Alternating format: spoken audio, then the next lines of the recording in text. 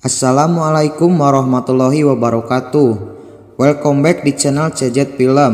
Kali ini film telah memasuki art terakhir atau kelanjutan dari film sebelumnya, Kyoto Inferno. Sebelum dimulai, kami himbau kepada penonton setia CZ Film untuk memasangkan headsetnya, sediakan kopi pahitnya, juga posisikan tubuh kalian di posisi yang enak.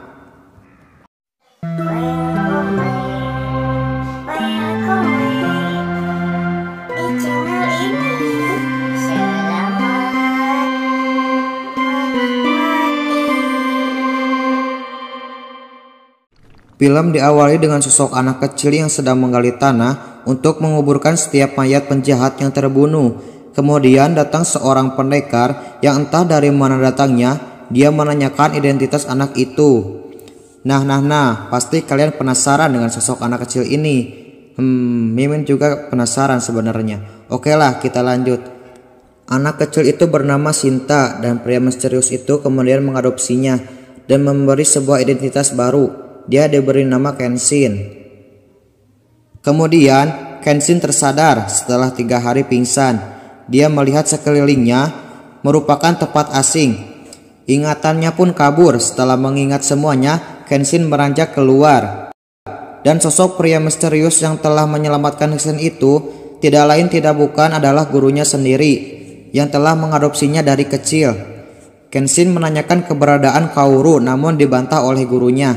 Setelah mendengar penjelasan gurunya, Kenshin pun merasakan terpuruk. Lalu dia meminta gurunya untuk kembali lagi melatihnya dan memintanya untuk mengajarkan jurus terakhir. Dia berlutut sambil terus memohon untuk diajari jurus terakhir, Hiten Mitsurugi. Pria itu kemudian mengambil sebuah tongkat kayu, kemudian menodongkannya kepada Kenshin. Scene berpindah. Pria nelayan itu melihat sebuah kapal perang melaju di lautan. Kemudian mereka melarikan diri dan memberitahu kepada warga di sana. Ciledug deh, desa itu seketika hancur. Kepolisian dan pemerintahan langsung turun tangan. Kemudian Shishio meminta Hoji bawahannya untuk bersiap-siap. Beralih ke penginapan, Yahiko menanyai Sonosuke tentang keberadaan Kenshin dan Kaoru.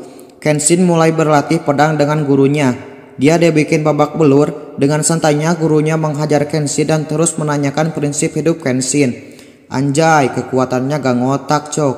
Hanya dengan tongkat kayu udah bisa membuat Kenshin kewalahan. Sekali ayunan pedang, dia membuat Kenshin jatuh. Kedutaan baru beserta pegawainya menemui Shishio di tepi pantai. Hoji menyambut mereka. Ketegangan pun mulai terasa. Saat acara makanan malah seorang pegawai dari kementerian merasa tersinggung. Kemudian dari belakang dia ditikam oleh anak buah Shishio. Saat kementerian akan meninggalkan pertempuran itu, mereka dicegat dan dihentikan. Pertumpahan darah pun kembali terjadi. Korban terus berjatuhan. Shishio meminta untuk pemerintah menangkap dan mengeksekusinya. Karena tak ada pilihan lain, mereka menyetujui keinginan Shishio dan menyebarkan selembaran pengumuman. Saito yang tak terima segera menuju kantor pemerintah dan mengklarifikasi semuanya. Kepala polisi yakin kalau anggotanya akan susah menemukan Kenshin. Dengan begitu, dia bisa menyiapkan persenjataan untuk melawan Shishio. Ito tidak terima lalu meninggalkan mereka.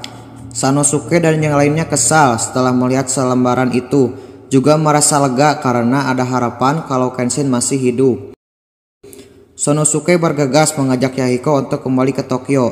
Tapi sebelum itu, ada seorang wanita yang mengantarkan sebuah kain dengan segel penginapan milik Misao.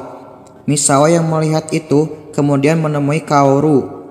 Ternyata Kaoru selamat dan Sesang dirawat di rumah sakit. Semua orang khawatir kepada keadaan Kaoru. Scene berpindah.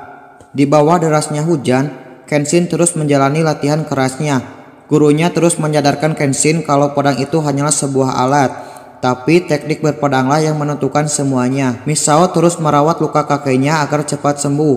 Kakeknya kemudian sadarkan diri. Misao kemudian menjelaskan keadaan Kyoto sekarang juga, apa yang terjadi pada Kenshin. Kembali pada Kenshin, dia terus melatih ayunan pedangnya. Gurunya memberikan sebuah mangkuk sake kepada Kenshin, kemudian meminumnya. Gurunya menanyakan bekas luka silang pada pipi Kenshin dan identitas Shitikiri Batosai. Kemudian Kenshin menjelaskan semuanya dan berniat untuk berhenti membunuh. Setelah mengingat kekalahan dari Sanjiro Seta, Kenshin membulatkan tekadnya walau ia harus mengorbankan nyawanya sendiri. Gurunya yang mendengar perkataan itu kemudian marah dan menodongkan sumpit tepat di tenggorokan Kenshin dan menyuruh untuk menyayangi nyawanya. Gurunya kemudian memberikan waktu untuk merenungkan semuanya. Jika tidak menemukan jawabannya, maka Kenshin akan berakhir di tangannya. Keesokannya, tepat di hutan bambu, Kenshin mendatangi gurunya dan melanjutkan latihannya. Kali ini terlihat kalau gurunya lebih serius dari biasanya. Kenshin merasakan gemetar di sekujur tubuhnya. Saat berhadapan dengan gurunya, tanpa rasa belas kasih, gurunya terus menebas Kenshin bagaikan serigala kelaparan. Di saat krusial, Kenshin mulai menyadari kesalahan yang berada pada dirinya. Gurunya yang menyadari itu merasa senang dan meminta untuk terus hidup dan lebih menghargai nyawanya, dan begitu Kenshin bisa menjadi lebih kuat.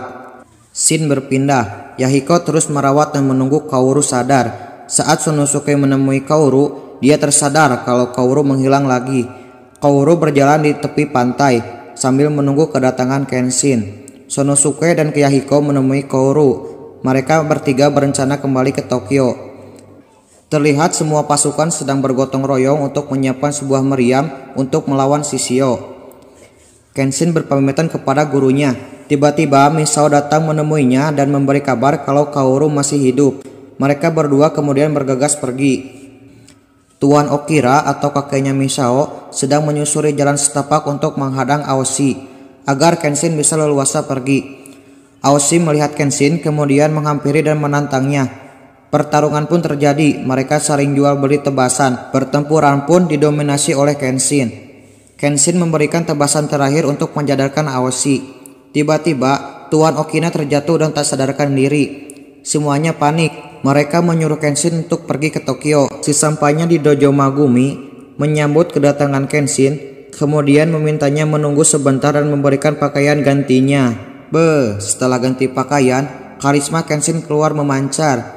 Memang cocok baju itu. Tiba-tiba polisi datang dan mengepung Kenshin. Dengan rasa takut mereka melawan Kenshin. Kenshin kemudian menyerahkan diri. Kenshin dibawa ke kantor polisi dengan keadaan terikat dan dipaksa berlutut. Kepala polisi datang dan menyuruh bawahannya melepaskan ikatan Kenshin dan membawanya ke ruangan rapat. Di sana ada Saito dan Perdana Menteri. Mereka merencanakan sesuatu untuk mendekati Shishio. Lalu Kenshin dibawa menuju ke tempat eksekusinya. Keadaan mulai memanas melihat Kenshin yang akan dieksekusi. Kerumunan warga terlihat jelas tidak sabar melihat eksekusi Kenshin. Di hadapan seluruh warga, eksekusi Kenshin akan dimulai. Setelah menyebutkan kesalahan terdakwa, pedang dari Algojo pun dilayangkan. Ups, bukan ke leher Kenshin, melainkan pada ikatannya. Perang pun dimulai. Kenshin dan Sono menaiki perahu menuju kapal perang Shishio. Sedangkan Saoto melawan pasukan yang berada di pantai. Sanosuke melawan si biksu yang kepalan tangannya bagaikan besi. Kenshin bertemu dengan Sanjiro Seta kembali. Dan pertempuran ronde kedua antar keduanya dimulai.